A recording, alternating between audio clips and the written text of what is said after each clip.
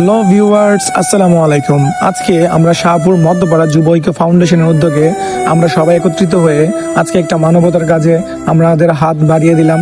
আমাদের এলাকায় তার আগে ছিল না, পূর্বে প্রবাসী ছিলেন আমার চাচারা, ছোটন চাচা, লিমন কাকা, সাইফুল কাকা, আরো অনেকে আমাদের সাথে যুক্ত হয়েছেন এবং আমরা সবাই একত্রিত হয়ে আমাদের এলাকা থেকে একটু দূরে যেতে হয়েছে।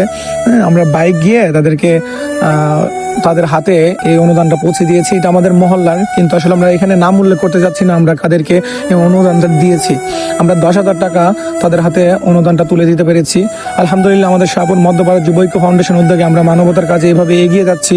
আপনারা সবাই দোয়া করবেন আমাদের এই সংগঠনের জন্য, আমরা যেন আরো উন্নয়নমূলক কাজে আমাদের নিজেদের পরিশ্রম এবং আমাদের নিজেদের অর্থগুলো বিলিয়ে দিতে পারি এবং সঠিক কাজে যেন আমরা ব্যয় করতে পারি।